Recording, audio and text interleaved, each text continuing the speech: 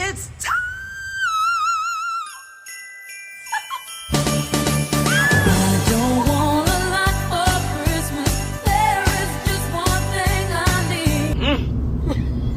Boy, we had a time last night. Boy, we had a time last night. I'm telling you now.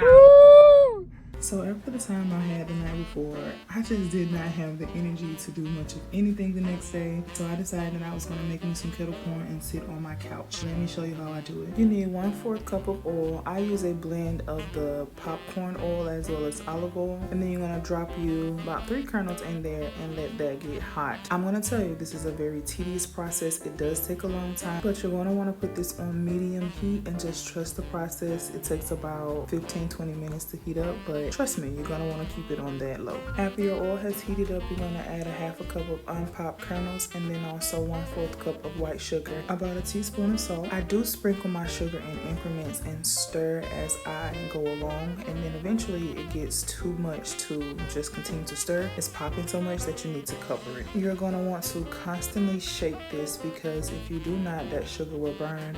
So you are shaking every 30 seconds or so to keep that sugar in motion.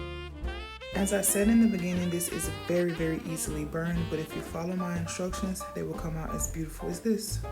Here's to the fun part, sitting on my couch, getting rehydrated. Of course, we are drinking water and just binge watching Hulu. And that is all for day 11. Kettle corn will make an amazing snack for the times where you are binge watching holiday movies with the family. I do hope that you will try and enjoy this recipe. Until day 12, I'll see you next time.